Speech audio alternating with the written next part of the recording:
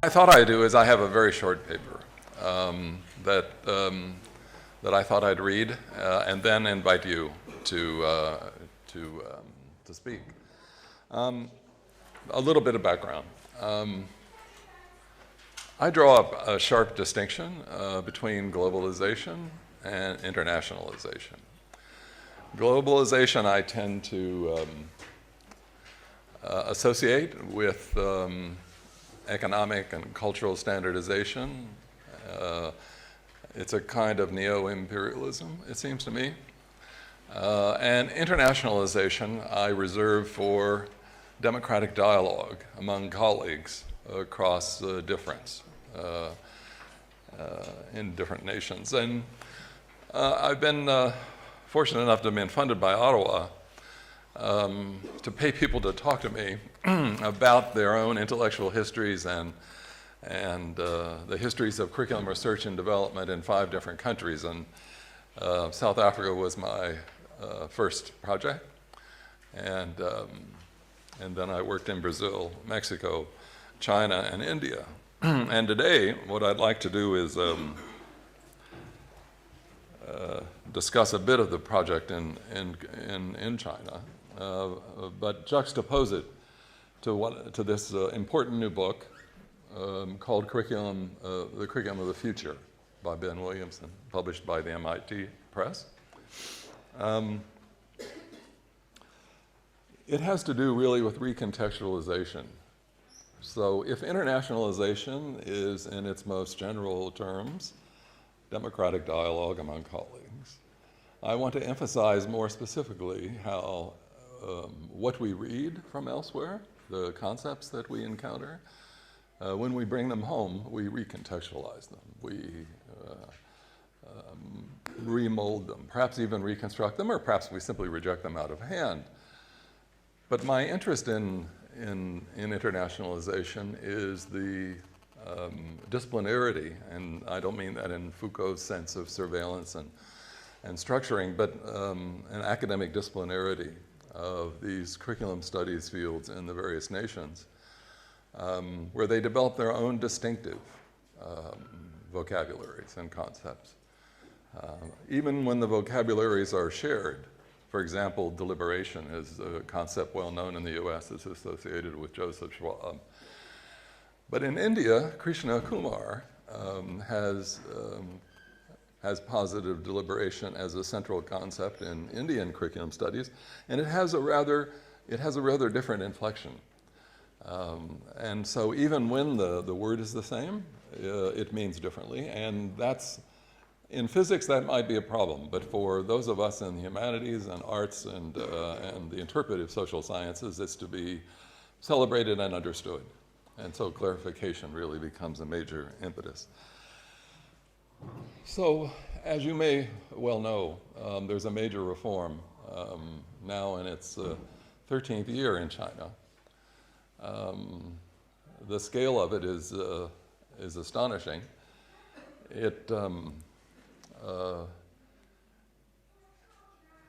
I characterize it as bravely backward-looking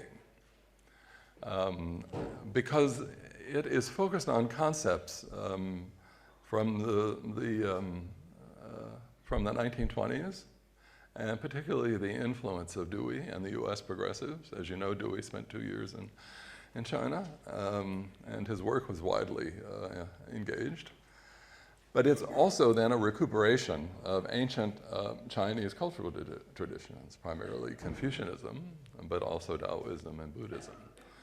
And so it's an incredibly, for me, very interesting reform. It's obviously future-looking, but it emphasizes democratization, not political democratization, nothing to offend the CPP, but cultural democratization, social democracy, and student-centeredness. And so in this short piece, what I wanted to do is give you a sense of those key words that really structure the reform in China. And then juxtapose that with this Williamson book.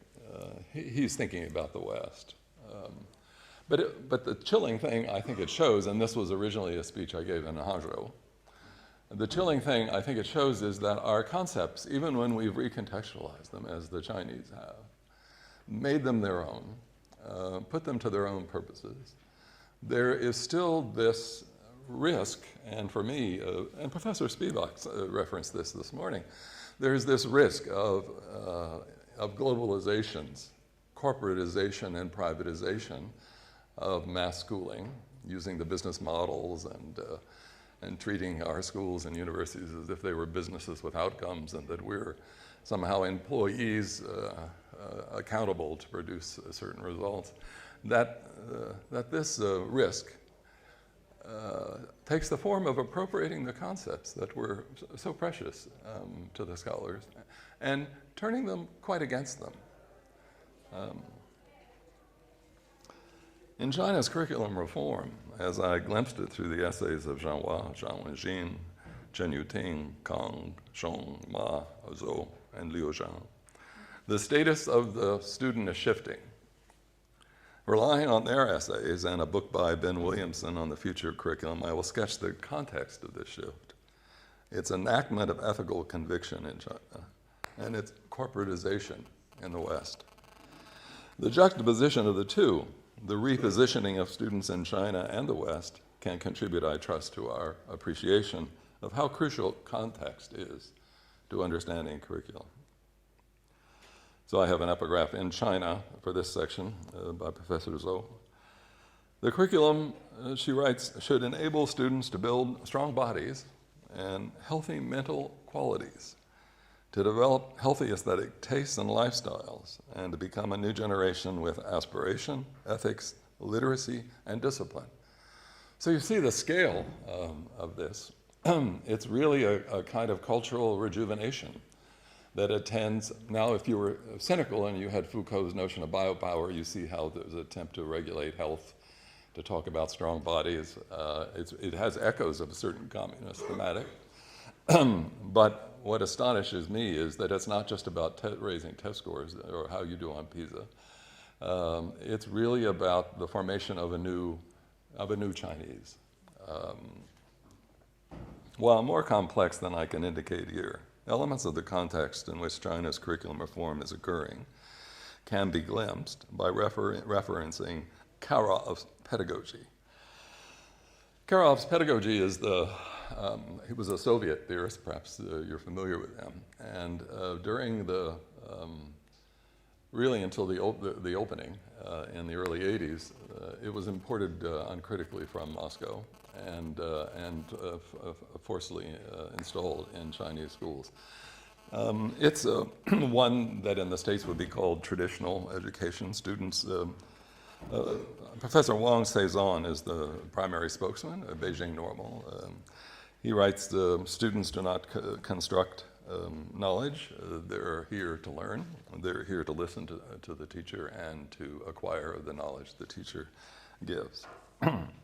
This view means Zhang Hua has observed that teachers play the dominant roles and students must be obedient. 100 years ago, US progressives decried this hierarchical pedagogical relationship as authoritarian, inappropriate for classrooms conceived as laboratories for democracy. You recall that's Dewey's famous formulation, that the laboratory for democracy is in school classrooms where children can learn to speak to each other in respectful and caring and empathic ways, and that the subject matter informs their understanding of that encounter. Progressives lost that argument to curriculum conservatives by the 1950s as anxieties over the Cold War and racial integration became recast as curriculum reform in the US. The concepts progressives had advanced and that sound somewhat similar in contemporary curriculum reform in China have come back to haunt progressives in the West, as I will show momentarily. The context, historical, national, cultural, is of course considerably different, and that fact is, I submit, crucial. Like most Chinese students, Kong confides, I strove to take a seat on the examination train when it was my turn. Unfortunately, I didn't do well enough to go to a good university. It took courage to try again, but try Kong did, this time doing well enough to be admitted to the early childhood education program at Shandong Normal University. In Kong's essay, published in the book Curriculum Studies in China, we follow his journey through graduate school, his participation in the 2001 reform, as expressed through his work at the Beijing Normal University Press. It concludes with his reflection on the textbook and its changing status in the ongoing reform. What Kong focuses on especially is that in the Soviet influence period, there was one textbook for every school in China, and the ministry issued it, and so it was formally approved. And what Kong's role in the 2001 reform was to have some diversity. And I suppose he wouldn't be irritated with me by saying there were certain market forces involved, because as the director at the Beijing Normal Press, they were very aggressive in trying to sell their textbooks. And so there was some competition among textbooks, but his point is that they didn't all resemble each other. There were slight differences, obviously within ideological confines, but nonetheless, it meant that there was some intellectual diversity for the first time since 1949. While not necessarily the linchpin, the textbook's shift in status from one taught nationwide to several, from the authoritative text to one of several sources of curricular knowledge, allegorizes the scale and site of China's curriculum reform. That site, I suggest, is subjectivity, evident in the commitment of Zhang Hua to root curriculum and classroom practice in each student's and teacher's personality, their individuality, creativity, and basic human rights, and a social ideal of democracy. Close quote. Zhang Hua continues to study and participate in the bottom-up reform of curriculum and teaching in China, determined to support students' self-reflective engagement with a curriculum of life inquiry and teachers' capacity to create curriculum as they regain professional dignity through autonomy. Integral to that theoretically informed practical work, Zhang Hua points out, is the formulation of a distinctive Chinese curriculum theory based on Confucianism, Taoism, and Buddhism. Every week, Zhang Hua explains, I go to schools to listen to the school teachers. I base my study in schools on the pedagogy of listening. And this echoes my theoretical thinking. Close quote. Contesting the technical orientation of curriculum reform, the objectives outcomes sequence, constitutes a next step for the field to take, Zhang Hua suggests. But his own next steps focus on the question of children and cultures. The former is toward the dignity of the human being, the latter is toward the dignity of culture. The connection to the two is the cause of neo-enlightenment in China. This is my life's work. This is a strong statement of ethical conviction, key to the educator's code of conduct. Especially in North America, there's a lot of trashing of the Enlightenment. There's a kind of excessive dismissal in really caricatural terms, and at a kind of worship of rationality, imperialism, colonialism, the world wars. They all tend to get associated in some hinted causal fashion with the Enlightenment. Of course, the Frankfurt School contributed to this kind of critique with Adorno and Horkheimer's critique of the Holocaust as an inevitable consequence of the Enlightenment.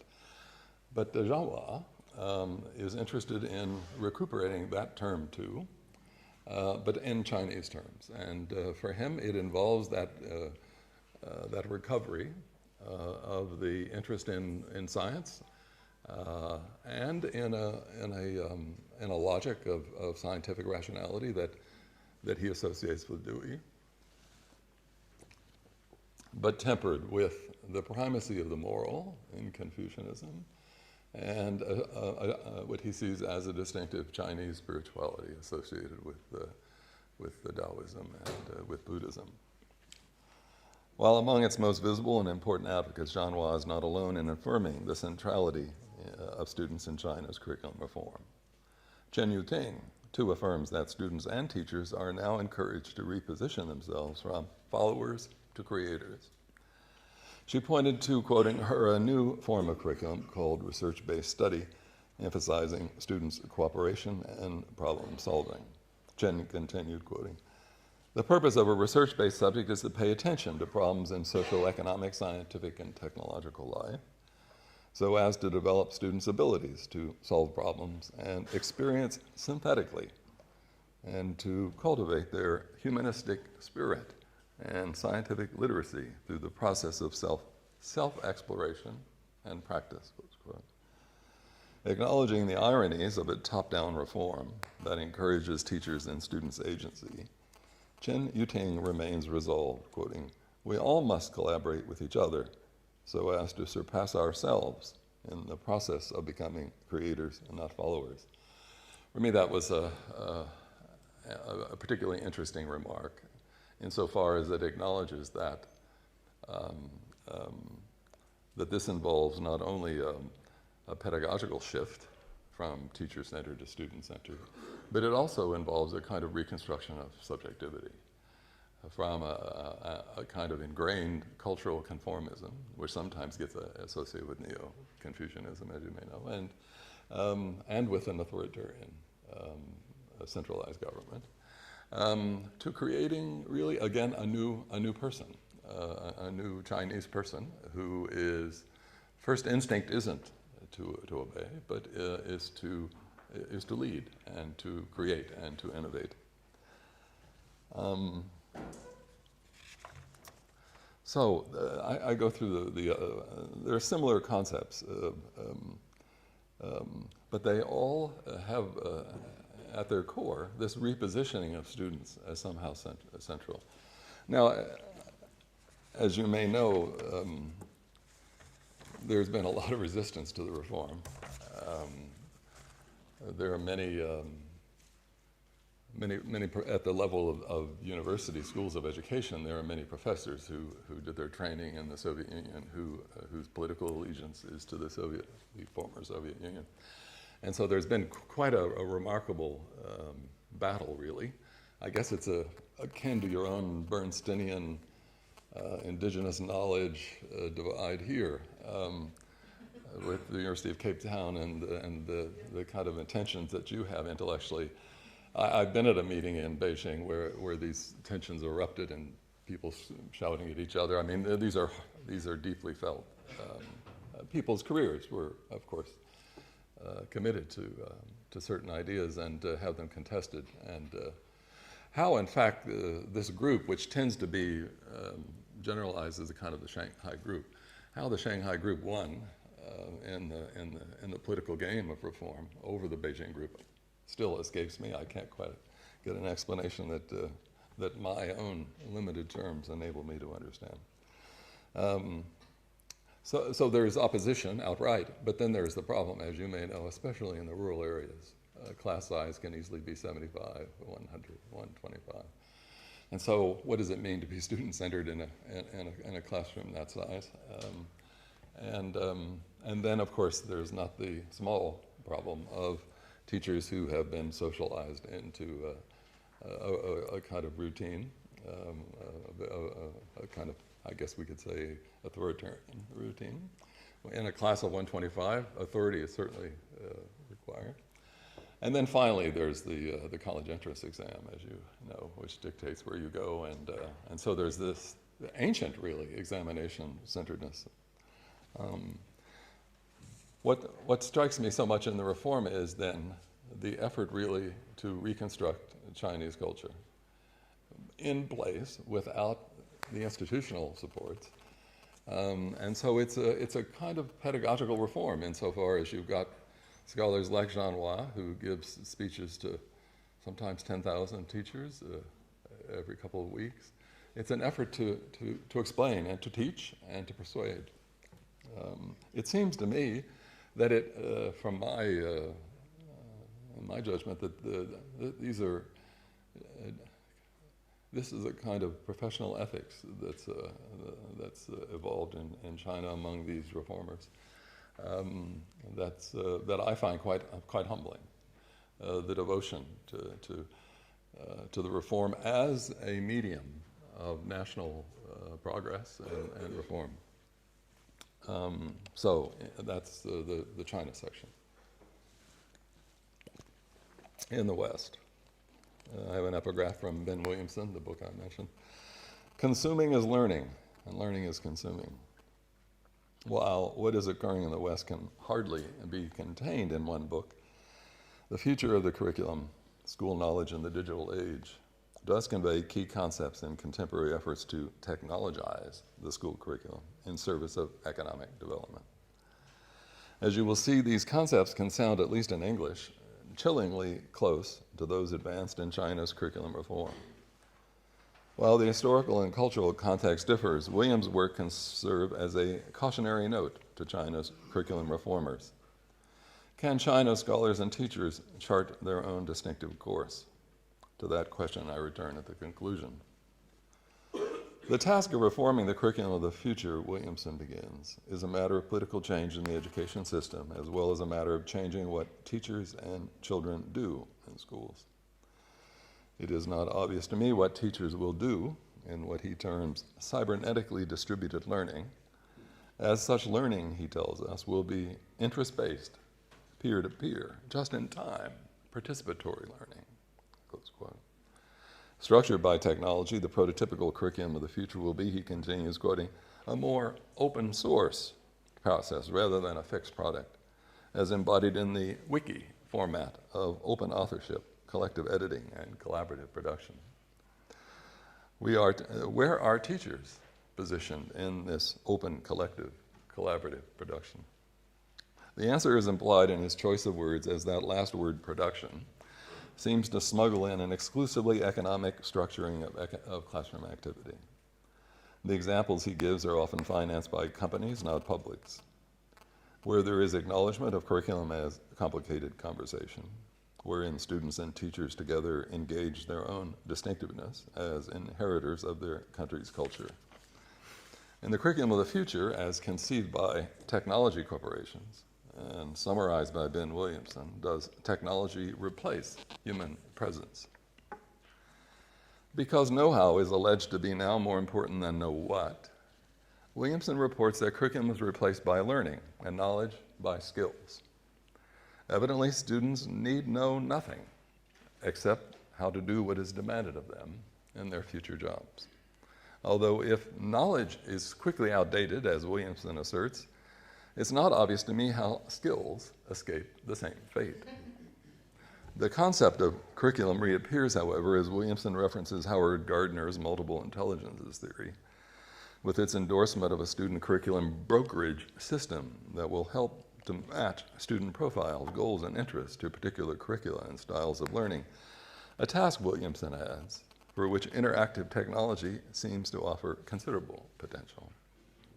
If student profiles, goals, and interests do not match Chinese history and culture, for example, evidently students will not be asked to study these. If student profiles don't engage apartheid, that word apparently could disappear in the curriculum of the future. Knowledge doesn't matter, only skills. History and culture could be the key casualties in a centrifugal schooling, and even the school, too, seems threatened with extinction. Schools, Williamson complains, quoting him, continue to rely on structured hierarchical relationships, a static print culture, and old-style transmission and broadcast pedagogies that are at odds with the networked era of interactivity and hypertextuality. Evidently, face-to-face engagement, dialogical encounter, is another antiquated element schools preserve. Without human presence, meeting places, such as schools, are indeed superfluous.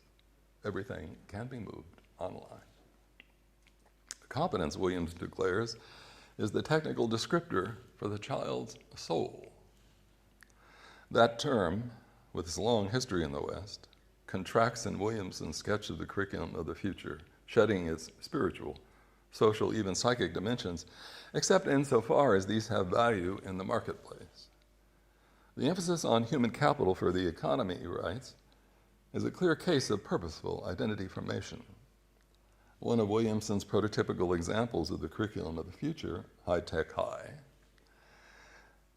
forefronts students' future employability in its motto, flexible learning equal flexible labor. Such a curriculum, he continues, seeks to promote in children the creativity required for nonlinear thinking and generating new ideas, exactly what he claims business culture values. With the forefronting of such business culture, Williamson continues, commercial activities may now shape the structure of the school day, influence the content of the school curriculum, and determine whether children have access to a variety of technologies. Close quote. In the West, then, creativity is no longer important in itself, nor is academic knowledge, nor are students, except insofar as they constitute human capital. Indeed, inquiry, we are told, not knowledge, comprises the curriculum of the future. The task for teachers in an inquiry classroom, Williamson explains, is to listen and respond flexibly and fluidly to their interests and questions. The ideal pedagogy, he emphasizes, is a responsive form of interactionism. He adds, students need to be made to be inquiring. The repressive force of this democratic regime is disclosed in that last sentence. So there is no mistake. Williamson repeats that the future of the curriculum is subject to a new form of professional psychological expertise that acts to shape students as creative souls through reshaping curriculum. Close quote. Ethical engagement with students through knowledge of most worth is to be replaced with regimes of manipulation. In this new regime, institutional hierarchies of authority are insufficient. Manipulation must now be psychic as well as behavioral. Students, Williamson's make clear, are to be shaped as, quote, inner-focused individuals whose own self-responsibility, competence, and well-being, their deep inner soul, interior life, and habits of mind have been fused to the political objective of economic innovation. Fusion facilitates porous psychic boundaries that open the private sphere, interiority, in that very site of subjectivity, to its occupation by others. Fooled into thinking the world corresponds to his ideas of it, the psychically fused person coincides with communities. In such a culture of narcissism, technology becomes indispensable, as Williamson appreciates, quoting, the convergence of old and new media have given rise to a new form of mass communication, or mass self-communication, that prioritizes my time over prime time. Alterity is replaced by a hall of mirrors, a DIY, do-it-yourself, self-driven culture. There is, however, no self, at least as we have understood that term to denote a site of subjectivity, wherein experience occurs and where it can be reconstructed as educational. Actual embodied experience of the material world is replaced by virtual experience, staring at screens. Or as Williamson writes, quoting, learning is repositioned by digital media culture as a lifestyle choice rather than institutionalized process of schooling. Malleability is the main thing, not influence according to family or intellectual provocation through academic study and dialogical encounter. The reconfiguration of formerly schooled identities as fluid, self-fashioning, digital learning identities, Williamson reports, links young people more forcefully to changing working circumstances, where the emphasis is on workers who can continually improve themselves, upskilling and retraining as changing job descriptions require. Key to this reconfiguration of the student from soul, citizen, daughter, or son is the virtuality of the internet, which dissolves material actuality, tradition, history, and psychic coherence. The digital learning identities promoted by centrifugal schooling are cyborg identities, Williamson appreciates, hybrids of humans with information technologies which connect the bodies and minds of young people into the disembodied and deterritorialized spaces of the internet. From somewhere, students are transported to nowhere, where they no longer exist. In the West, repositioning students as central means not only the disappearance of teachers, of the curriculum as sustained study of knowledge of most worth, it provides passage to cyberspace, where students themselves no longer exist as they become, quoting him again, disembodied hybrids of humans. So in the conclusion, after decades of Karov's pedagogy, that authoritarian Soviet model, after centuries of examination-focused schooling, and given China's commitment to the economic improvement of its citizens, what Williamson describes may sound appealing to some in China. In his vision of the future of curriculum in the West, teachers are indeed displaced from their central position, as students are repositioned as central in online curriculum that appears to encourage conversation, a practice you might imagine I could endorse. I do understand curriculum as complicated conversation, but if that conversation is predicated primarily on a conception of the student as an economic animal, I am inalterably opposed. This is schooling in service to corporate capitalism, not to the education of the human subject. Motive matters. Is the student central in curriculum due to ethical conviction or due to compulsory corporatization? The former emphasizes the formation of a person, the latter the preparation of an employee. In the West, ethical conviction disappears into economic development. Children are commodified into opportunities for profit, not the subjects of professional commitment, as spiritually significant in themselves. In the West, corporatization means technologization. Technology restructures subjectivity in its substitution of virtual for actual experience, with its stunting of social sensitivity and embodied expression. Orality, with its emphasis upon the cultivation of one's voice and the public expression of subjective presence, can be supplemented, but never replaced by Skype and smartphone apps.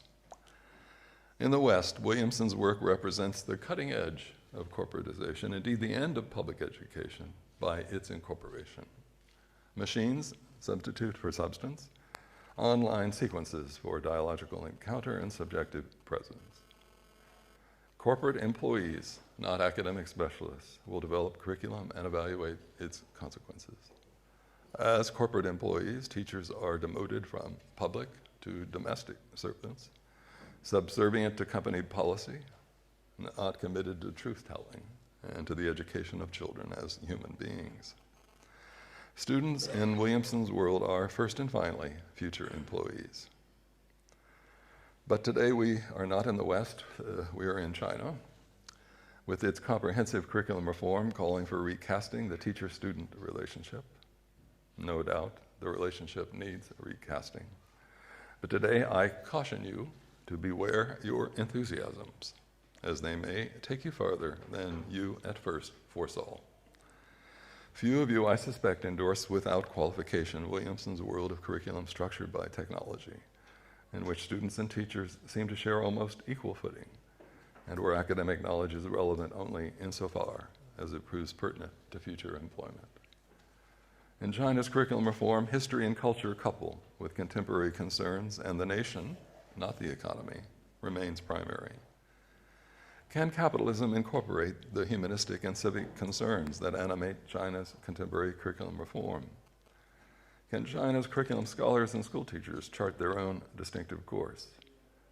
That is the challenge you face and whose outcome the world awaits. I think it's a challenge not only the Chinese face, it's a challenge I would submit that you face as well.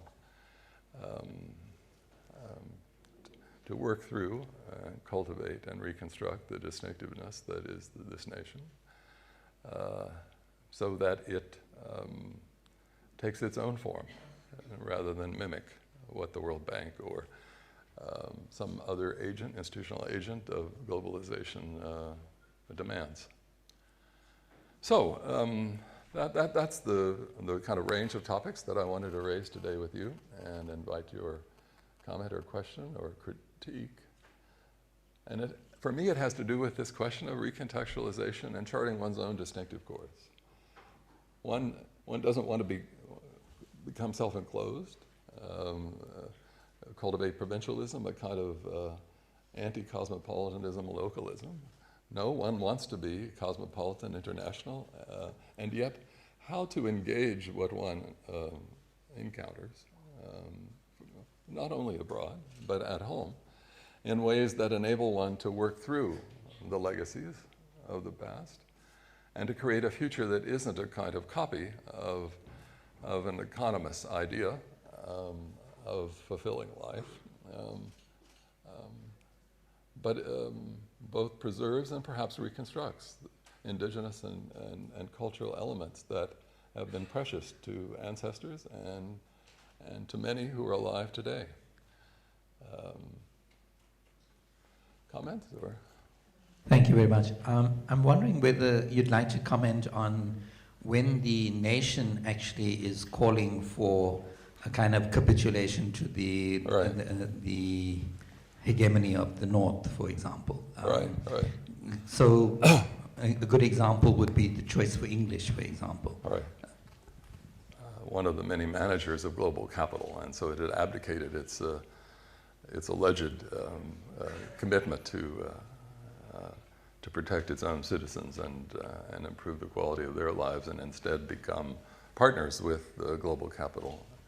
And English is a highly convenient medium, it turns out.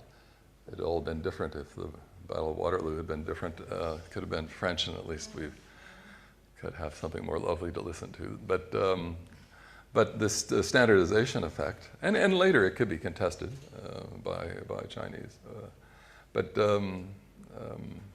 English would be an obvious curricular illustration of how globalization reaches into locales and alters not only linguistic practice, but subjectivity itself. I think, as well known among language educators, the too forceful introduction of a foreign language, especially its displacement of native language or indigenous languages, has extremely unfortunate consequences for the speaker in terms of cognitive ability. One thinks in some way in one's childhood, in the language of one's infancy, and so it's not only a matter of convenience for global capital; it's also a kind of political act that eviscerates the site of subjective resistance.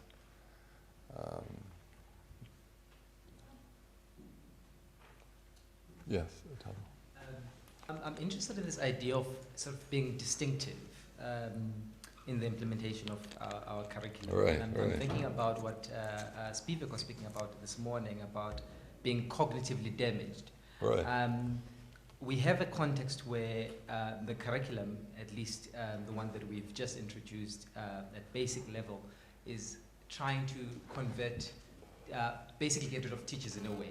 It's becoming a teacher-proof curriculum because the teachers are dictated as to what they need to do, how, when, and so forth. And the motivation behind that is largely driven by the market. We need to create employable citizens. Our students must be able to complete their studies and be employable. So if we are going to be creating a particular distinctiveness, how do we create such a distinctiveness in a context where we are cognitively damaged and where the cognitive damage is often used to motivate for the market? Historical trauma, I think, is not so easily sidestepped, as also Professor Spivak was discussing this morning, even when one tries to acknowledge its specificity and work with it in pedagogically caring and engaging ways. One has to have one's own voice in order to begin a journey of distinctiveness. One has to try to speak from one's own experience. And to acquire concepts and languages that enable one to represent that experience to others and attempt to communicate across difference. And that is, as she also pointed out, a matter of contingency. It cannot be rendered into objectives in some kind of totalizing way. And so that is the horrific kind of political subtext of neoliberal economically motivated curriculum is that it undermines the distinctiveness of one's own voice, which is the erasure of the person in some sense. And so we become that that economic animal that does whatever is required. For me, that was a kind of the shocking thing to learn from working with Labby and others in the South Africa project, was how it seemed to an outsider at least that this historic opportunity in the post-apartheid moment was somehow squandered. That then rather than claiming and working through the distinctiveness, however unnerving that had to be for many, was lost to this effort to try to mask South Africa as yet another one of the emerging economic powers. I don't think it was an either-or choice. It probably needed. In fact, my argument has always been along the way that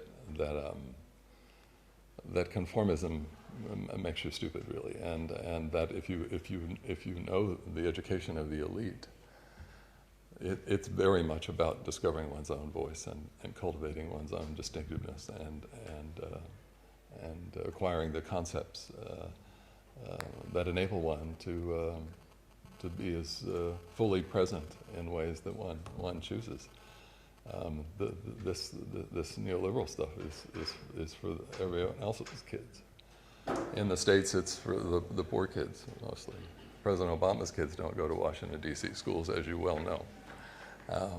And it's not just fear of violence. It's because of the regime that Obama himself has insisted on installing, test-driven standardizing. And some places get very carried away with it. For example, Florida, where for a while teachers actually had scripts to read, kind of bad theater.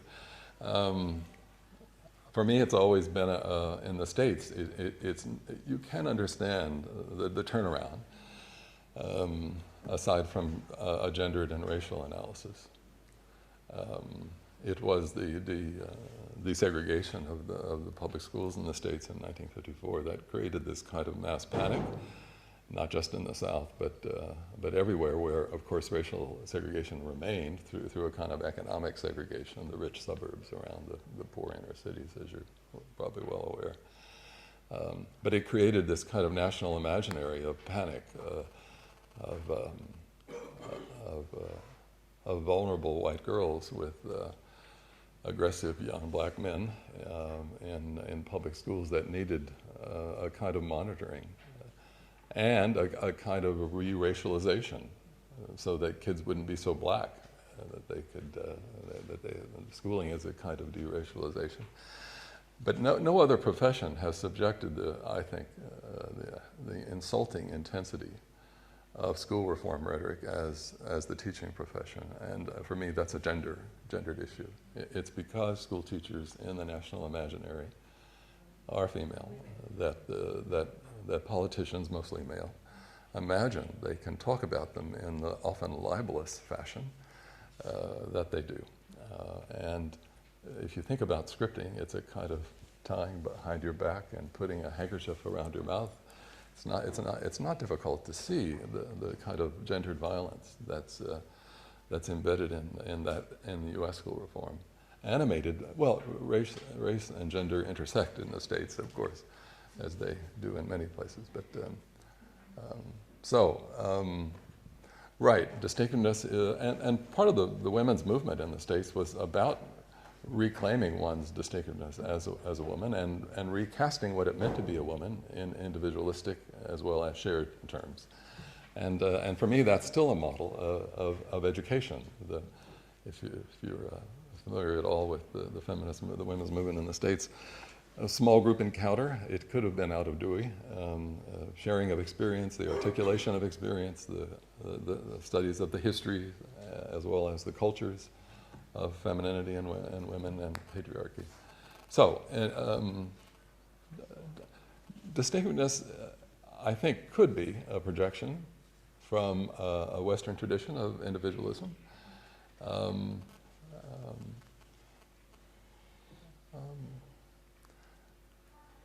And so that itself, I think, needs to be rethought in culturally specific terms. and in gendered terms, each. The Chinese are always criticizing me for being too focused on the individual. That's an American thing, they say. But at the same time, you see the kind of rhetoric that's now dominated, that's so prevalent in the reform, the cultivation of the person, of the personality. It's a remarkable turnaround that can easily be stolen by the corporations. Yes? I think extreme distinctiveness probably would have an impact of marginalization. Let me ask you a $64,000 question, which you may not answer. Do you think we would stop globalization at all? If not, I think pushing this idea of distinctiveness has implications for developing countries, even including language issues. I think we need to strategize, not be simply emotional about, yeah, we need to be this and we need to be that. I think if lesson is to be learned, you can start from Denmark to even France, that they are now accepting English as the lingua franca of academia and business and economics. So I think, yes, you could be distinctive, and you should be also be able to operate in this competitive world. If you ignore the world will ignore you as well. And I think we have to strike that balance. Globalization is a tsunami.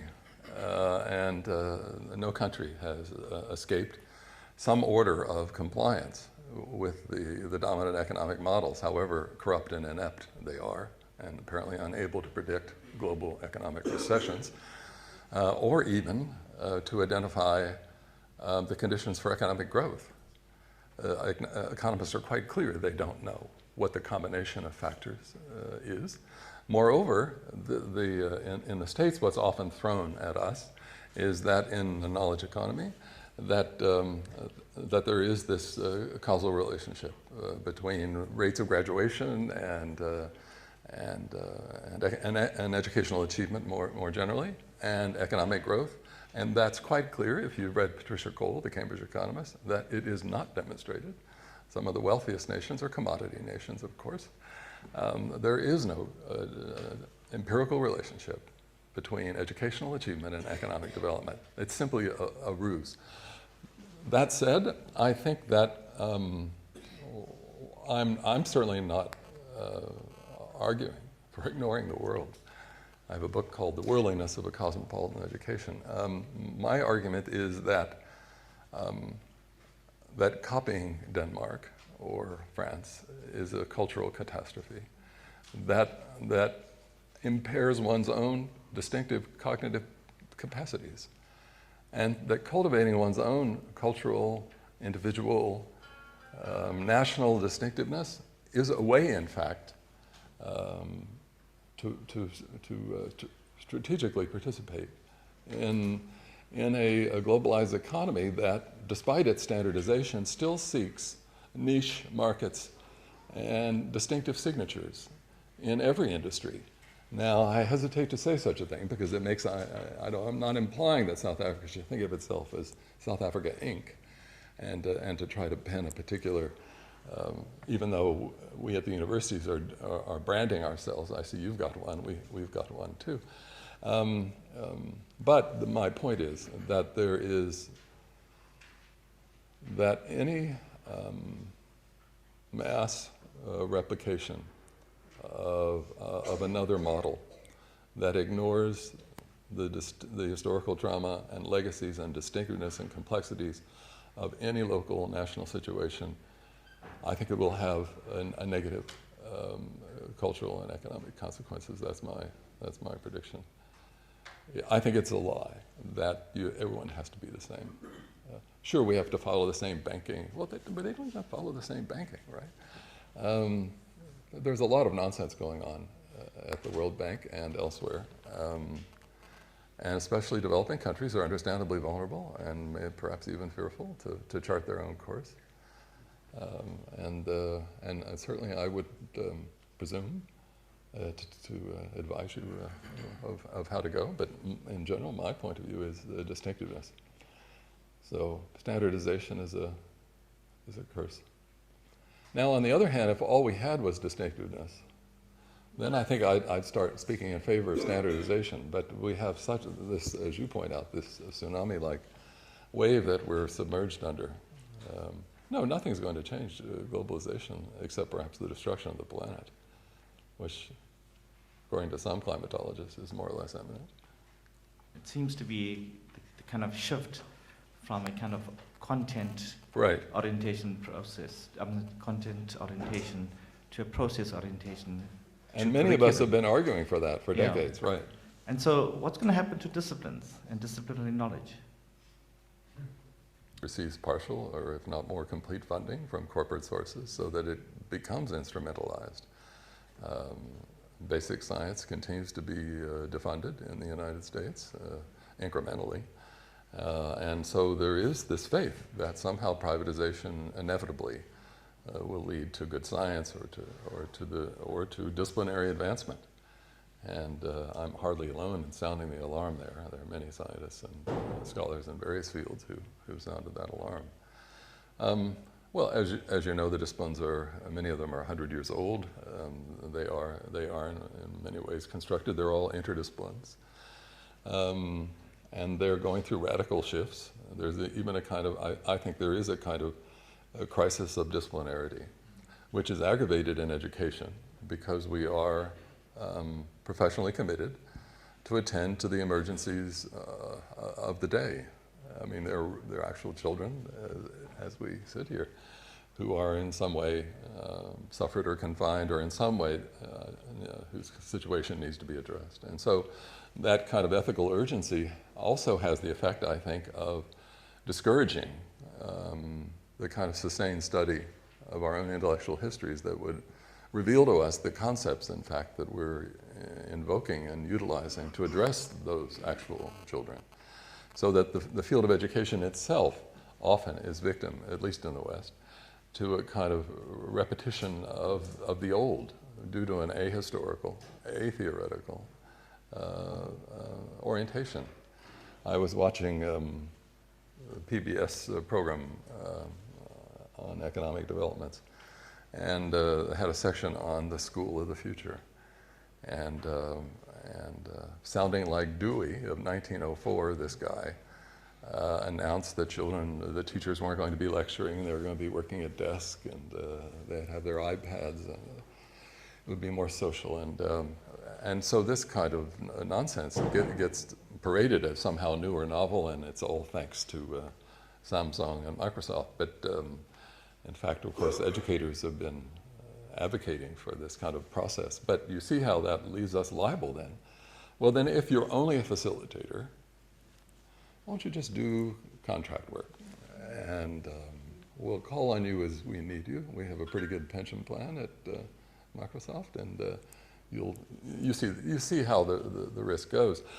I think it's time to reaffirm the disciplines and the school subjects. It matters that children know the word apartheid. It matters that they know the history of the nation, how that's taught and how that's integrated with other disciplines. I think we've gone too far against memorization. People ought to remember some things. Some things. There are some things that are unforgettable, and that we betray our sacred duties to our predecessors when we simply accede to this kind of wiki, open, participatory, this kind of talk, where kids end up knowing I don't know what. This is a part of a much larger agenda on my part, but we have to reaffirm. And I think it's more obvious in primary education, but I think we have to reaffirm the centrality of pedagogical relationships, that children and young adults learning is embedded within teacher-student relationships that not are just opportunities for manipulation of their subjectivity, but in fact are caring, ethically informed relationships that are central to their formation as a person. We're not just facilitators. We can be key if conditions are enabling, and students are willing. It's not easy, especially now. But I would say that's one example of what I think has to be a progressive reclamation of what seems like a traditional, antiquated, dated concept, especially as children are risked to the screen. You've no doubt seen this research coming out that if a child under 2 is exposed to more than 4 hours of the screen, it changes the architecture of the brain. The research now, through the research I've seen recently, is on young girls, 8 to 12. When they're on the screen more than 6 hours a day, they're clearly attenuated social development. That is, they don't actually know how to talk to anybody. They're always distracted. They're always tweeting. There's never a sense of language being a kind of bridge between solitudes and or this idea of a self-expression that isn't indirect through some kind of iconic substitution. It's really a kind of cultural catastrophe that's occurring in the name of technological progress. Of course, as Professor Spivak pointed out, we've got to have the damn things, but whether there are servants or masters is not at all clear, is it? Especially for the young ones. My own granddaughter is stuck on the thing. And grandparents know how difficult it is to intervene across generations. So I think I would look to the past. So my quick line is, the future is not in front of us, it's in back. And a progressive reclamation of ancient practices, including spiritual ones, without the metaphysics perhaps. But the sense of common, shared, sacred purpose among ourselves as a profession. Yes, ma'am? It's just really opened up some interesting connections. I'm intrigued by using the Chinese curriculum reforms, somehow the link between cultural reforms or societal reforms and school reforms. It opens out a question about that. And it made me think about whether this notion of student-centeredness, which arguably you could say is a Western notion, and how, is it a myth or is it real, even in Western education curricula? Have we really ever achieved it? It's talking back, yeah. My interest in the Asian, from a maths education perspective, is the strong way in which examinations and competition is part of many Asian countries' cultures. This was something that was articulated by South Asian or by Asian maths educators who were trying to explain why they thought Asian countries particularly did well in the maths and science tests, the global, the international tests. So in your last remark, as you were trying to think about the future, maybe we don't know how the extent to which technology is in fact changing and is likely to change the world ahead.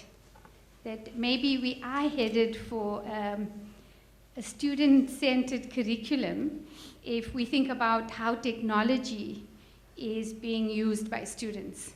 So I think maybe we're entering into a kind of an uncertain risk education, let's say, because we don't know.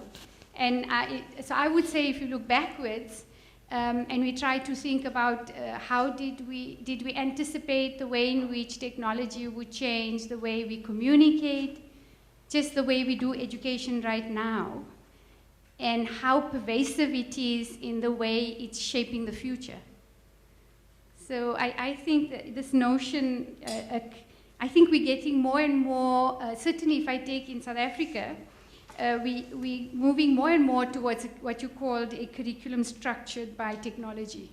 I mean, you hear more and more policy ministers and departments of education speak about how technology should solve the problem of teachers not knowing the content or the fact that, you know, schooling is not happening. So I'm afraid I think that we don't know how much technology is going to change the future. And if we look at how students are then accessing that technology and how they are using it.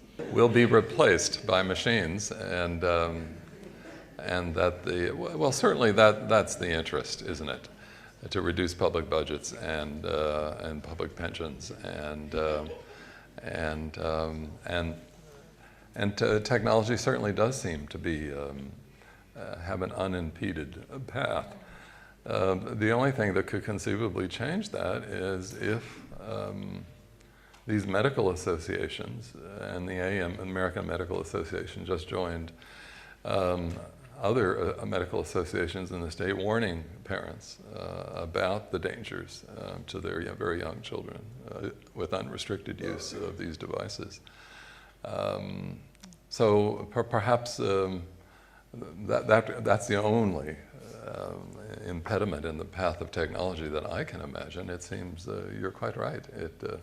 It will take over everything. The first efforts for it to do so in the States, and maybe you know about this, K-12 Inc. There's a private company now that gets public funds.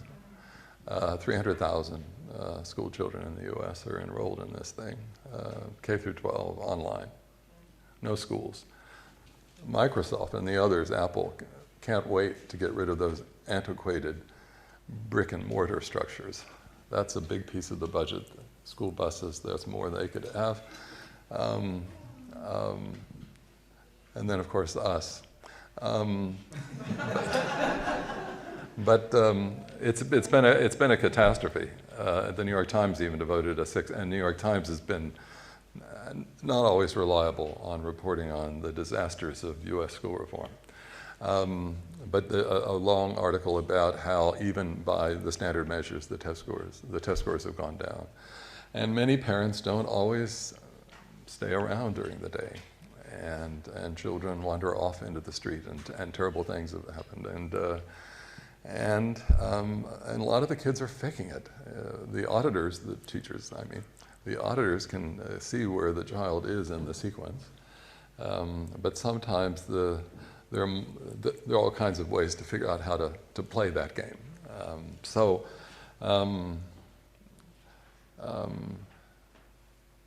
It's a frightening future. I simply don't share any enthusiasm for what technology can do for education. Of course, you can look up stuff you don't know. That's invaluable. And the email, whatever curse it turns out to be, is often interesting. But no, of course, we're stuck with these machines. There's no question. And what they'll mean for humanity. I don't know if it's student-centered. That's what I tried to gesture toward the end. I mean, I have an idea of the student as a person. Now, I know that's Western, but that there's some kind of coherence. There's somebody there when I talk to you. And maybe you even remember who you are, and you had a childhood and parents and maybe a sense of family and some sense of the capacity to have an experience that you can reflect on and comprehend and learn from. So virtuality seems, by substituting embodied actual experience in relationships with significant others for a disembodied virtual experience with icons on a screen, seems to be catastrophic for the person. They become avatars, or it becomes so flexible, so wiki, that what they're finding out with these girls, there's no one there anymore. They've got to be back on the screen, and then they have some sense of being grounded. I'm being a little dramatic here, but read the research just out of Stanford about girls' social development and how their inability to hold conversations, not just with parents, of course, that's legendary with all children, but with any person. And there are these very fancy services now in the States for kids who are obviously addicted, and you must know they take them out in the country, and the children are sort of thunderstruck. They look at a rock, they're not quite sure what it is, and no device, and so there's a terrible crisis. They don't know what to say or do or ask for food. It's a remarkable thing in the extreme. Yes. Technology is being related to globalization and Right. in the way in which you're using it, right? So in the project of neoliberalism. And I'm wondering about Audre Lorde's famous question, can the master's tools be used to break down Right. the master's house? Right. Is there any hope of that? Because we're not going, I mean, it's not going to stop. Right. So Right. how can we engage that? Well, the only research I know is on the so-called Arab Spring, the protests in Tahrir Square, and a scholar at Yale named Hassanpour somehow did this elaborate study that showed that while the internet was useful in the protests in Cairo, it was actually when Mubarak shut the internet down and the cell phone down that people went into the streets to see what was happening, and the protests proliferated, and there was and that was the moment that brought the government down. Now, whether that could have happened without the earlier mobilizations that were quite dependent on the internet, he doesn't say. He doesn't know. But it's a mixed picture. It's not the kind of Hillary Clinton idea that if only we can get everyone to buy an iPad, that the world will be made safe for democracy. It's clearly a more. What's your own view, if you don't mind me asking? I have a PhD student at the moment who's working precisely on that, but looking at the ways in which technology, YouTube, enabled a hijab woman, Mahmouz, to actually stir up the revolution. And so, in a sense, when Gayatri was talking earlier about the toolkits can't measure Right. a moral metric, right? That's what you were Right, saying. But right. to what extent can technology do that? Right. And so certainly I see a role for it, but how to engage that in a way that doesn't dumb down kids' Right. thinking, reading abilities is the other concern, I suppose. Right. Right. Well, limit its use. But I mean, I would take the more internationalization view that you so the master's tools need to be subverted. Yes, sir. Right. Thank you. I would probably like to make a comment around your comment. But before I do that, let me ask your opinion, given your position with technology. MOOCs, I'm sure you know what that's all about. I just wanted the conversation within the higher education context, as this is the Teaching and Learning Higher Education Conference. So would you like to make a comment around MOOCs, given your comments around technology, and also given what we could in terms of establishing institutions from the ground up? I think at least as I understood you, your view of technology is somehow constrained because of the reasons you outlined. Having said that, I think I have some real problem, to be honest. Yes, all the things you've just said is important, even the distinctiveness about a nation or a society, but some of that distinctiveness is pretty destructive as well. That's right. So we cannot always simply, take all that nicety within that distinctiveness. I think that has to be also somehow moderated. Thank you. Violence is often attributable to the denial of distinctiveness through colonialism and imperialism. That violence is a kind of reaction against a forceful effacement of distinctiveness. But you're right. That's embedded in my notion of working through. One makes judgments about one's cultural legacies and traditions and reconstructs them, but not necessarily in some kind of blind adherence. Not that you're suggesting that, but to some kind of global model. Well, sure, the MOOCs would be I mean, you know, we could all go and let Professor Spivak or the Ivy Leagues or Cambridge or Oxford.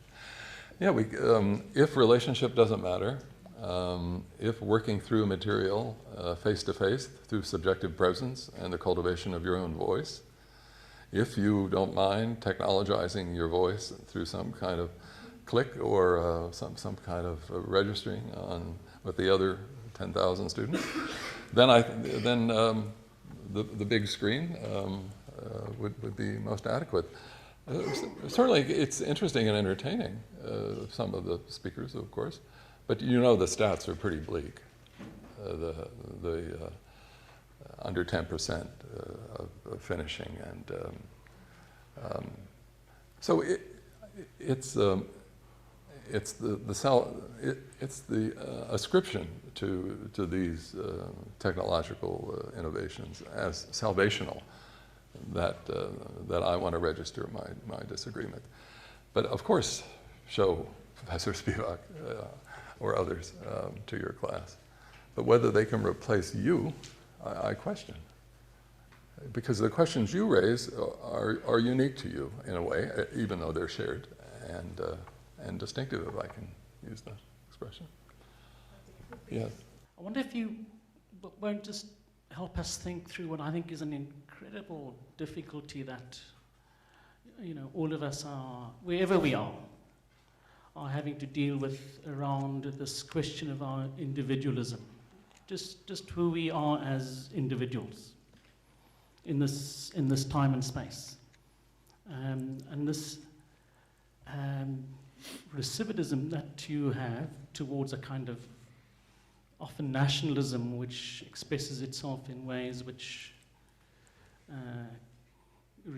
tries to retrieve a past which is irretrievable in some ways. And the individual having to live through this past-future space and to make a life for him or herself, and how you do this job of educating in that challenge, in that world where clearly the past in some form does matter, but this future which you don't know matters in some ways even more. You know, so I mean, how do we manage that? The fact that that the future is being foreclosed by corporate greed and the careless disregard of citizens' public health has everything to do with the past, with the history of capitalism and the refusal to remember human limitation and to regulate excess of various kinds.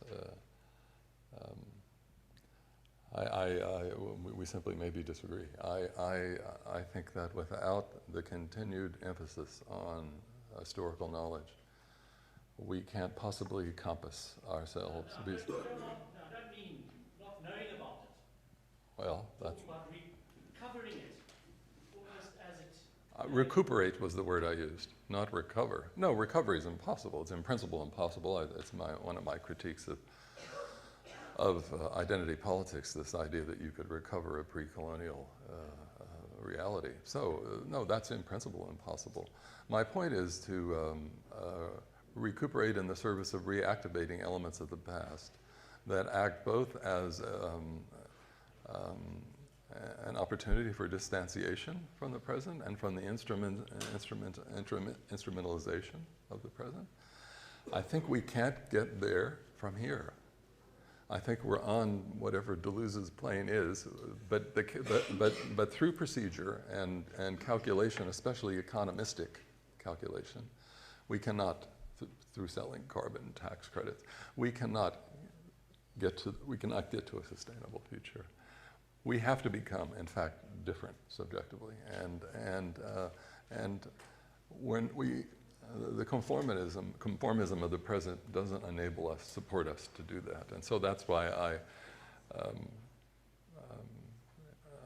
endorse historical knowledge, but in a kind of more existentially inflected way, and not just remembering dates and names, and to try to vacate the present in some way, to somehow re-experience, however impossible and fragmentary that inevitably it must be, but recuperating what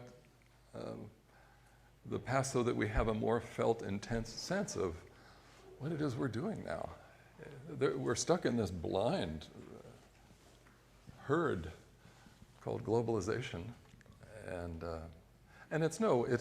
it won't work. That's instrumental rationality again. What will work? We can't work. I think we need to do not necessarily what we imagine will work, but what we think is right. We simply have to conduct ourselves by a different logic than calculation and profit and loss. I just would like to ask a specific question with regarding to your university and the discipline of curriculum studies. What component do you specifically have that incorporate technology with what constitute, with other things that constitute education in the training? Or, for instance, if you give an example, when we have to train the teacher, when I train the teacher, when I build a curriculum for specific program for the teachers, where you have this component, this component, this component. In your case, what components do you have for the curriculum studies discipline? UBC program is only, I would say, secondarily technologically focused. Our thematic is social justice. And so the primary thematic that infuses all the courses is social justice through of social economic inequalities, the destruction of the genocide of the indigenous cultures and peoples, the affirmation of indigenous knowledge. There's an ongoing curricular current to global inequalities. And no doubt some of these are taught and emphasized in some technological fashion, but I'd have to refer you to the website, I'm afraid. In a sense, we seem to be juxtaposing imagination, romanticized versions of an era gone by. No, I insist I'm not doing that. I'm asking, let's be cautious how we understand this in the specific context of a developing world context. And I want to link it then back to Demto's comment, is that in a developing world context, when you start talking about imagination and spirituality and deep aesthetics and connectivity with one's fuller, deeper sense of being, etc., etc., when one has to deal with the realities of poverty, hunger, access to opportunities, how do you negotiate in a curriculum? I know you say curriculum is a complicated issue, but that negotiation process seems almost disconnected from the reality of the lives of what it means to live one's everyday life in a developing world when one sits on the margins of the context where economic life, better opportunities exist elsewhere. So what I want to pull back again to, in a developing world context, how do we negotiate a curriculum? The emergency of the present is something, of course, that we are professionally obligated to attend to, but so are other institutions, especially when it comes to material poverty. What about government and the church? And somehow the curriculum must bear the burden of rectifying hundreds of years of colonialism and economic exploitation. I think we're restricted to teaching about it. I mean, unless we want to somehow enlist the help of government and other agencies to provide other services to our students, which has been often suggested, in the States at least. So I guess I would certainly defer to your own sense of what needs to happen, but I'm astonished that you don't think these concerns are relevant to those who suffer economically. I think you're misinterpreting what I'm saying. I acknowledge categorically that we need to be develop a deeper level of quality of education. What I'm asking is, how do you negotiate that expectation within a context where the lived reality is so desperate? I don't think we can answer that question in general, can we? I mean, are you thinking from a policy point of view, or how would a classroom teacher? The question is, for me, an impossible one. Are you thinking of policy, or? If it were policy, I would want to enlist government, first of all, to increase funding for support of students without adequate diets. I mean, I think these are all things that you would think of first, too. But I'm resisting what it seems to me your kind of relocation of these responsibilities to the curriculum, as if teachers or education professors could somehow solve them.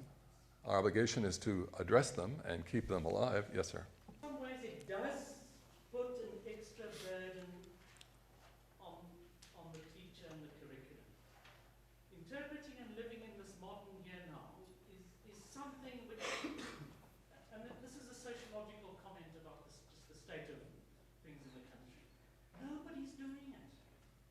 And the kids are not in a situation, other than sitting on their cell phones doing this kind of thing, are not in a space where people are talking to them about the past, the present, and the future.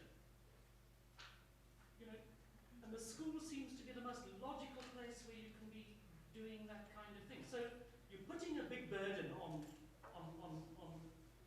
school, but parents are not in a situation, for all sorts of reasons, without putting any judgment on parenting, which many of us do, talk about inadequate parents. But it seems that school is a really important site in which you can begin to be building this capacity to be able to operate at this really complex level. You know, and that's. Well, I couldn't agree more. I don't understand your tone of accusation. I certainly share that view, and to my mind, I'm attempting to contribute to its elaboration. My resistance is to this kind of economistic emphasis to the exclusion of everything else. No, but we're not talking about young people as human capital and preparing them for the market. Well, that's all I'm talking about. That's my complaint. No, but I don't think that's where we are. You don't think so? No, That's great. You know, I mean, Well, that's wonderful. We're talking about young people as full, capacitated citizens in a future space. I resist even that. I mean, I don't, to me, that's utopian. And it's also accepting of this relocation of salvation from the church to the school. That somehow it's the school's responsibility to produce this new creature. I think it's an excessive burden. I mean, the church has God on its side. If they can't do it,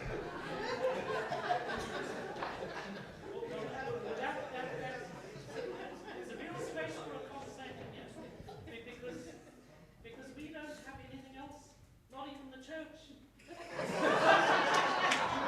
my point exactly. My point exactly. So, you want to take this on? Now, of course we take it on in some way. The question is, in what form do we take it on?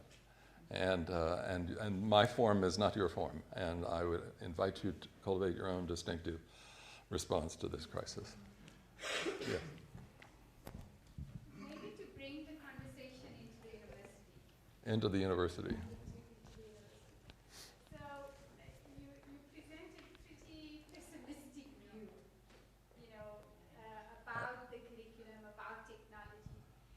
And I want to say that in my work and in my position of teaching and learning, I'm a little bit optimistic. Really? Yes. More power to you. And I'm optimistic because what has been interesting is you in a way, you make the arguments by invoking in somehow, as I see, some of the extremes of what is happening. And in the work in the university, maybe I would say I'm somewhere a little bit in the center of those extremities. So I'm not discounting what you're saying about what happens If kids don't go to school and they only have technology, it sounds crazy to me. And on the other end, right? Yeah. But I'm talking about the center. I'm Right, talking but about, I'm not talking about that, and Yeah. I agree with you. So, There is obviously an important place for technology in education. what I'm simply sounding cautions sure. of extremes that are in fact occurring. But what I want to say is that I'm optimistic because I think that that young people do have in some ways or acquire a different knowledge base of the present by virtue of the life they're living now. And so what has often surprised me in my interaction with students, and especially when we engage discussions of curricula, is how they do raise these things that I would say I hold dear about the curriculum, about the fact that I do believe that students need to have a teacher, even though they might be able in some future time not to have a lecturer and just be able to download all the information. Right, right. I do, though, also see the challenges and the risks it's posing in that students are able to, on any topic, download the very best lecturer in the world on that topic and listen to it and be able to compare with the lecturer they have now. So there are some real challenges to how this is going to go forward. But I'm quite hopeful and optimistic that our students of today, and I'm not going to comment about schooling, which is what you were talking. I'm saying about within universities, that they are aware, they are knowledgeable in a way that makes me hopeful about what their expectations are of a curriculum, the expectation of a university education, that it can't just be a preparation for the market, that it can't just be, although those things are important to them. So, yeah, I just Well, that's great. I'm wanted to delighted sound for a you. more hopeful note to this. I wish I worked here. They, and not sustaining attention. And all they think about is money and sex and I'm not saying those problems aren't. and in fact, I would say I don't have so many students anymore. I have customers.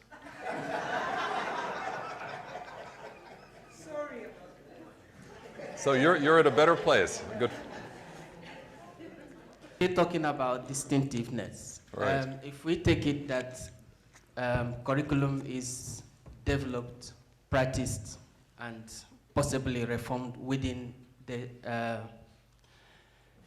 cultural space, and as we have it now from your presentation and from what we know with globalization, technologically speaking, the generation that is to come and the generation at present can be described as culturally homogeneous, technologically.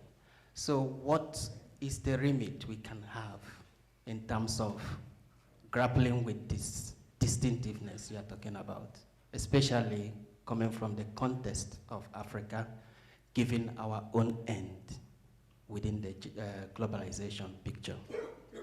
That's where the diversity is. It's in the cultural, in the past, the cultures of the past, the languages of the past. Not to romanticize them, the past is a nightmare from which we're still awakening. But however awful it is, it's the only other place to go besides the internet.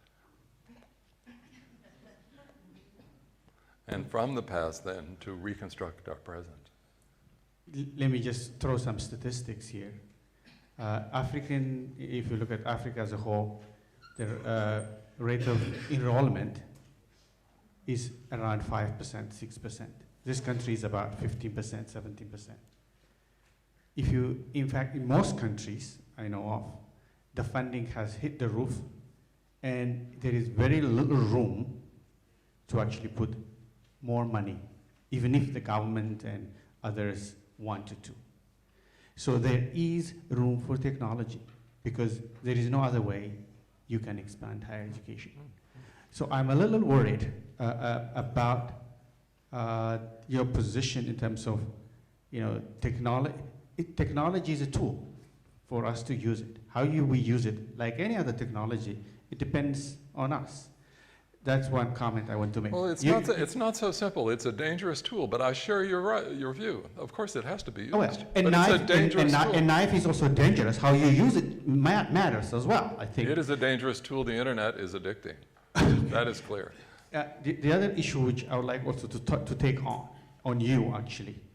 I think it is always nice to hear such, you have to be distinct, you have to look at your culture, etc. But we have to also be globally competitive, however that is defined. Listen, we sell how many quintals of coffee, and then the West sells us a small chip for thousands of kilos. We have to make sure that we would be distinctive while we can be globally competitive. I would like not to share some of the notion that technology is not good. You have to always look at the distinctiveness, if I understood you well. Yes, I'm not a Protestant preacher demanding that you become distinctive. But if South African wine tasted and you couldn't tell the difference from Chilean wine, who'd buy it? Ooh, I just disclosed my own prejudice. But you see my point. Even in commodification, you've got to have distinctiveness. What are you going to compete with if you are pushing for this homogenization of cultures? What are you going to bring to this global society? And that can be recognized as someone from Africa.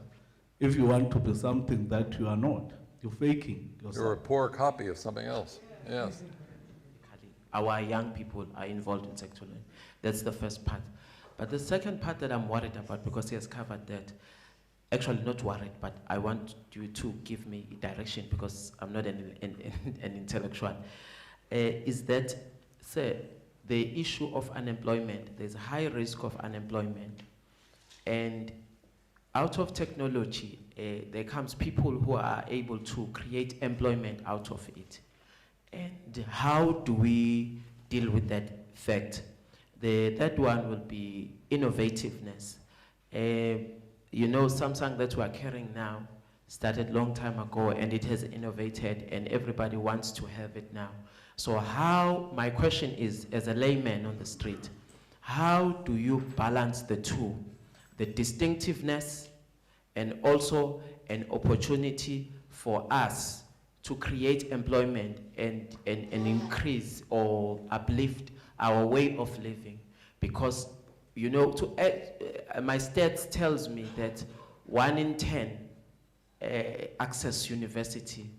So we have to think beyond just the teaching and learning curriculum. We have to think about other employment opportunities, that the availability of this cell phone has created employment for somebody else who fixes cell phone. Thank you. Everyone to try to play Alibaba and play the Google of China. Clearly, you're playing a catch-up game, to put it kindly. My point is that my suspicion is that creativity, which is always a retrospective kind of judgment, we can't program it. I mean, I know there's plenty of programs for creativity, but I'm suspicious. But my point is that it comes from distinctiveness and from risk-taking and from knowledge and from a perhaps unanticipated mosaic of expertise. Simply copying what's there now, maybe it'll get you a job. I question, in the States at least, the labor statistics have been consistently mistaken. There aren't enough technology jobs for the computer science grads. We had an engineering crisis 10 years ago, panic, and immigration brought over a lot of folks from India. Then we have a surplus of engineers. There's a time lag, and there's the question of government statistics. We simply can't, I think, unless your government is different, we can't be that confident on making educational choices on our prognostications of labor market needs, even though I know that's the rhetoric that's being used now in this undergraduate curriculum reform. Show me the money.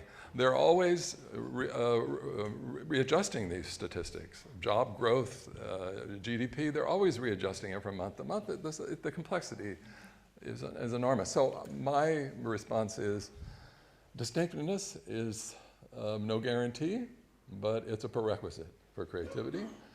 And second is, be skeptical of the statistics. And even if they were reliable, there's going to be a time lag. The jobs you're preparing for may not be there, especially in such a swiftly changing technological economy. They may not be there in the 3, 4, now you're going to have 5 years that it'll take to get your degree.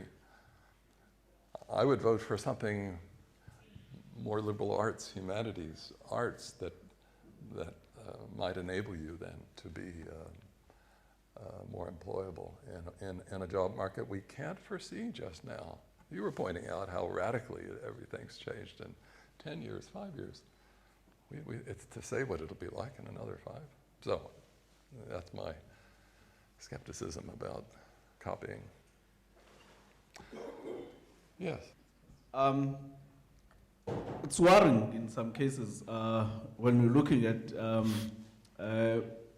the curriculum, the schooling curriculum 2005 in South Africa, where all these issues were overemphasized to an extent that people or teachers started ignoring the canon or disciplinary knowledge.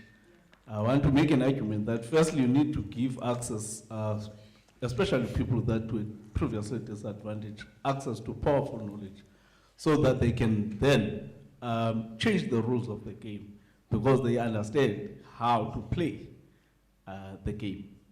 And then we can talk about distinctiveness in that regard. Not about talking about distinctiveness and exclude using some notions which are appealing to people. That's my worry. I'm not sure why you think distinctiveness, God, I wish I hadn't used that word. I'm not sure why you think distinctiveness excludes common knowledge or canonical knowledge. Why are they mutually, were you suggesting that they were mutually exclusive? Now, with the post-apartheid era, education system that was adopted, I'm arguing that it further marginalized the poor in the name of distinctiveness. Now, my argument is that firstly, we need to be given access to the powerful knowledge, to get access to the rules of the game, and then we can talk about distinctiveness. My understanding on computer technology, but it seems there are many other ways in which technology has been shown, particularly when it comes to gender, when we're looking at cell phone technology, that it has actually created opportunities that women who, particularly in developing countries, who might not have access to certain opportunities have actually had access. So if you're looking at everything ranging from microfinancing to the agricultural sector, looking at prices of crops, in the morning versus in the afternoon. Adult learners, being somebody who works with primarily adult learners, it just seems like there's an opportunity space here, particularly around gender, that we don't seem to be engaging this afternoon. And I'd be curious what your thoughts are, how you see the intersectionality of gender on the one hand with technology, particularly given the perspectives that you shared. Well, thanks for reminding us of those opportunities. Those are real and important. I am struck by how quick and apparently people feel even that it's imperative to defend technology. It has a kind of sacred status, apparently. There's something heretical about raising questions about it, and I would simply point to that, how irreverent it seems to be critical of technology. What I want to ask is, as a curriculum expert, what are your suggestions in terms of curriculum reform to address such situations?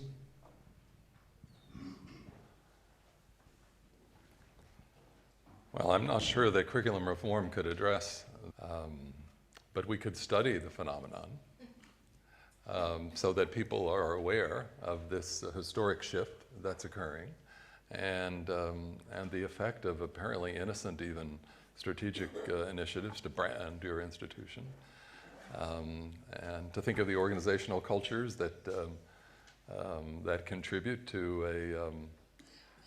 a kind of economic exchange model of pedagogy and of teaching and learning. That would be my suggestion, to focus on, in fact, these shifts in advanced capitalism and particularly the forms they take in South Africa.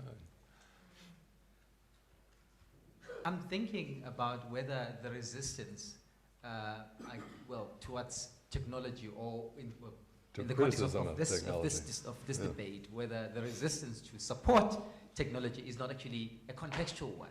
That we have a tendency in this country to be assimilationist in terms of what is northern and sort of southern knowledge, and the idea that the West is getting all this technological access, and so therefore we should also be able to have this access. And I suppose maybe that is why we have such a resistance.